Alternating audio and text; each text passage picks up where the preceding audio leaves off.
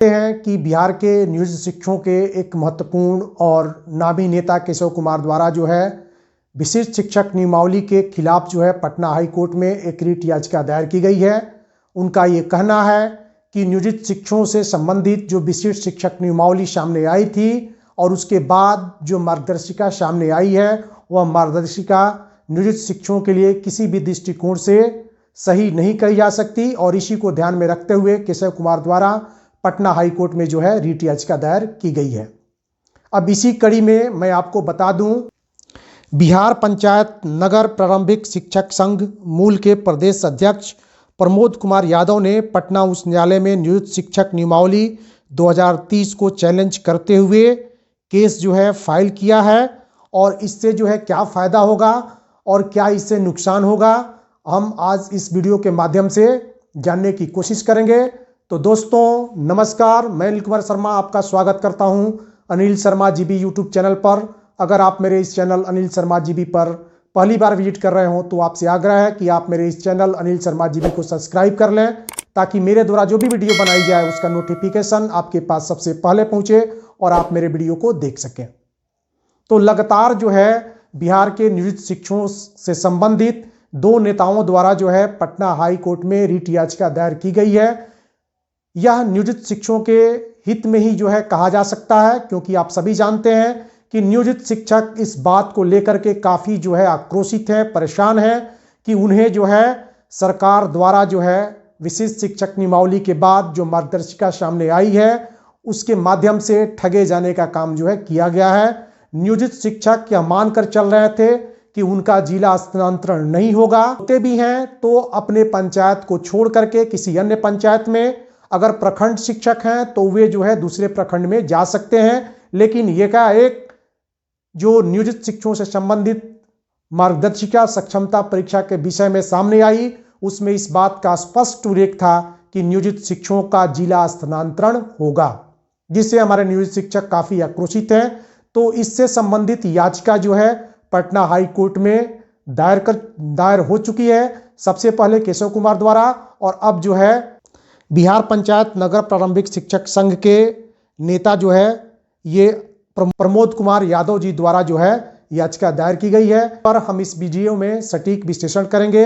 साथ ही साथ आप सभी जान रहे हैं कि बिहार में जो राजनीतिक हलचल मची हुई है उसका परिणाम जो है अभी तक तो सामने नहीं आया है, लेकिन निश्चित रूप से सरकार जो है बदल सकती है। उसके बाद सक्षमता परीक्षा पर क्या प्रभाव पड़ेगा, क्या सरकार बदलने के बाद नियोजित शिक्षकों को फायदा होगा या नुकसान होगा, और एक सबसे महत्वपूर्ण खबर जो मैं आपके सामने जो है लाने का प्रयास कर रहा हूं यह है कि अगर सक्षमता परीक्षा अपने निर्धारित समय पर हो भी जाती है उसके बावजूद नियोजित शिक्षकों का जिला स्थानांतरण या किसी भी तरह का स्थानांतरण जून माह तक जो है होने नहीं जा रहा है। इन सभी बातों का मैं यहाँ पर जो है उल्लेख जो करूँगा उसका जो है प्रमाण जो है आपको देने का प्रयास करूँगा। तो आइए एक एक करके जो है इस वीडियो को देखते हैं। पंचायत नगर प्रारंभिक शिक्षक संघ मूल के प्रदेश अध्यक्ष प्रमोद कुमार यादव ने पटना उच्च न्यायालय में रिट याचिका दायर क्यों की? तो उन्होंने रिट याचिका जो है दायर करने के पीछे उनका मुख्य उद्देश्य ये था कि जो नियोजित शिक्षकों का स्थानांतरण बात चल रही है कि जिला स्थानांतरण होगा, इस पर उन्होंने जो है इसके खिलाफ रिट याचिका दायर की है कि ऐच्छिक स्थानांतरण होना चाहिए, सेवा निरंतरता के साथ प्रमोशन का लाभ भी जो है मिलना चाहिए और विशिष्ट शिक्षक परीक्षा स्वैच्छिक हो, अर्थात जो परीक्षा नहीं देना चाहते हो या परीक्षा देने में अगर वे सफल नहीं हो रहे हो तो उन्हें जो है किसी प्रकार का जो है नुकसान न हो। इसके अलावा बिहार विद्यालय परीक्षा समिति द्वारा ली जाने वाली एग्ज़ाम ऑफलाइन मोड में हो। तो बहुत सारे नियोजित शिक्षकों का ये जो है कमेंट के माध्यम से यह देखने को मिल रहा था कि नियोजित शिक्षक ये नहीं चाह रहे हैं कि उनका परीक्षा जो है आपका ऑनलाइन मोड में हो। आप सभी जानते हैं कि इतनी जो है शिक्षकों की बहाली बीपीएससी के माध्यम से की गई, लेकिन उसमें कहीं भी जो है ऑनलाइन मोड का प्रयोग नहीं किया गया।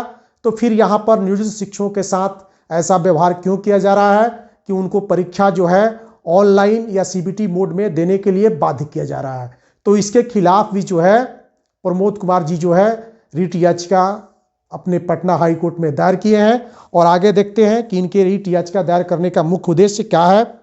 साथ ही साथ उन्होंने ये भी कहा है कि विशेष शिक्षक नियमावली 2023 और बिहार विद्यालय परीक्षा समिति द्वारा निर्धारित परीक्षा मार्गदर्शिका को मुख्य रूप से चैलेंज किया गया है।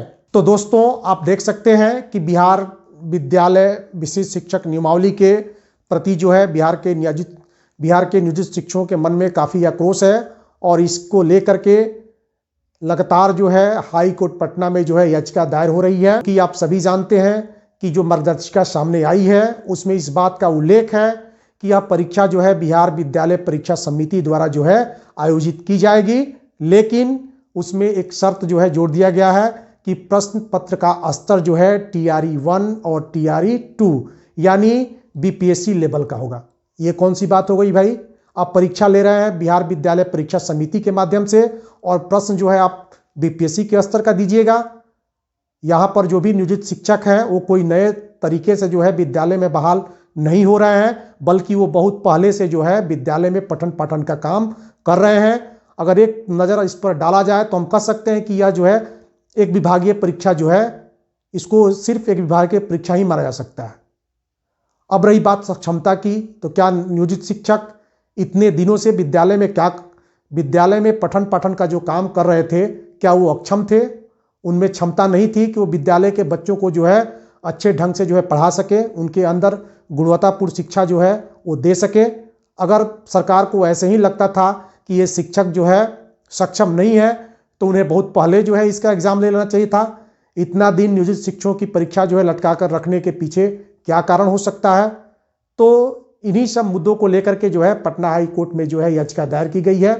अब हम देख लेते हैं कि जो याचिका दायर की गई है उस याचिका से नियोजित शिक्षकों को लाभ हो सकता है या नुकसान हो सकता है। याचिका हाई कोर्ट में दायर हो गई है तो निश्चित रूप से सभी भी जो शिक्षक हैं उनको समता का अधिकार है। यहाँ पर यह बात जो है महत्वपूर्ण है कि यह परीक्षा बिहार विद्यालय परीक्षा समिति ले रही है, यह जो है किसी से छुपा नहीं है।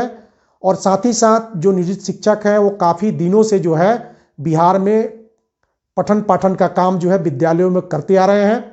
अब अगर उनसे ये चाहा जाए कि आप BPSC लेवल का जो है प्रश्न बना करके जो है ये साबित कीजिए कि हम जो है विद्यालय में पढ़ाने के लिए सक्षम हैं, तो यह कहीं से भी जो है न्यायपूर्ण नहीं है। और इस पर आप 100% मान करके चलिए कि पटना हाई कोर्ट जो है इस पर संज्ञान लेगा, क्योंकि ये शिक्षक जो है दक्षता परीक्षा, साथ ही साथ BTET, CTET, इसके अलावा जो है A-STET सारी परीक्षाएं जो है पास करने के बाद जो है अभी बिहार के विद्यालयों में बने हुए हैं।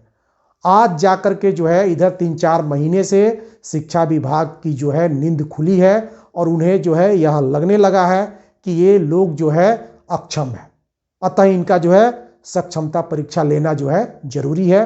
तो निश्चित रूप से नियोजित शिक्षकों को इस मुद्दे पर पटना हाई कोर्ट से जो है न्याय मिलने जा रहा है। रही बात जिला स्थानांतरण का, तो आप किसी भी शिक्षक को आप अगर शिक्षक कोड या टीचर कोड पढ़ेंगे तो उसमें स्पष्ट है कि आप किसी भी शिक्षक को जो है बाध्य करके उसका स्थानांतरण नहीं कर सकते। स्थानांतरण जो है ऐच्छिक होता है। रही बात जो BPSC के माध्यम से हमारे शिक्षक बहाल हुए हैं, वे शिक्षक बिल्कुल फ्रेशर थे। आप उनके साथ कोई भी शर्त, कोई भी कंडीशन लगा सकते हैं, क्योंकि वे बिल्कुल फ्रेशर हैं और वे इस शर्त को मानने के लिए बाध्य भी हैं। लेकिन जो शिक्षक 15 साल 20 साल से जो है बिहार के विद्यालयों में पढ़ा रहे हैं, अगर आप उनके साथ इस तरह का अगर बाध्यता रखते हैं तो यह कहीं से भी उचित नहीं है। तो यहाँ भी नियोजित शिक्षकों का पक्ष जो है मजबूत हो जाता है। और आप मान करके चलिए कि हाई कोर्ट में जब भी यह केस लिस्टेड होगा या टेबल पर लिस्टेड होने के बाद जब टेबल पर जाएगा तो नियोजित शिक्षक के पक्ष में जो है इसका परिणाम आना निश्चित है।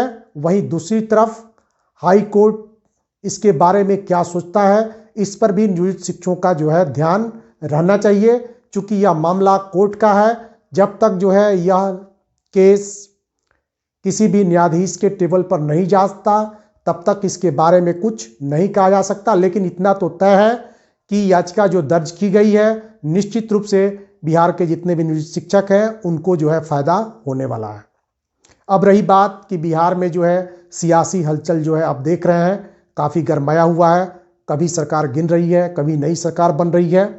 तो अगर मान लीजिए ये मानकर चला जाए कि बिहार में जो है अगर दूसरी सरकार बनती है तो इससे नियोजित शिक्षकों को लाभ होगा या हानि, तो आप 100% मान करके चलिए कि किसी भी की सरकार बने यहाँ पर नियोजित शिक्षकों को लाभ होने जा रहा है। इसका मुख्य कारण ये है जो है लोकसभा का चुनाव है और सभी पार्टियां यह जान चुकी है कि नियोजित शिक्षक इस सक्षमता परीक्षा को लेकर के खुश नहीं है, उनके अंदर जो है आक्रोश है।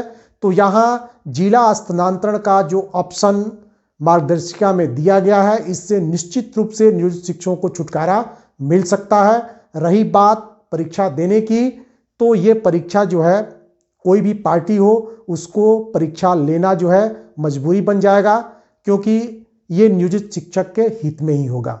लेकिन सरकार बदलने के बाद आप मान करके चलिए कि नियोजित शिक्षकों को जो जिला स्थानांतरण होने की बात जो सामने आ रही है उस पर 100% जो है रोक लग जाएगा और जो नियोजित शिक्षक है या तो अपने मूल विद्यालय में या फिर जो है अगर उनका स्थानांतरण होता भी है तो 5 से 7 किलोमीटर के अंदर ही जो है सारे नियोजित शिक्षक कार्य करेंगे।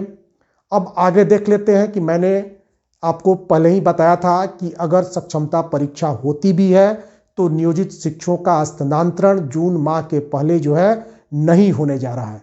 आप ये बात मान करके चलिए। इसका मुख्य कारण ये है कि आप सभी से अभी तुरंत जो है एम्प्लॉय इंफॉर्मेशन जो है फिलअप करवा करके निर्वाचन विभाग को जो है जो जिला निर्वाचन पदाधिकारी होते हैं वहां जमा किया गया है। लोकसभा का चुनाव जो है बहुत नज़दीक है।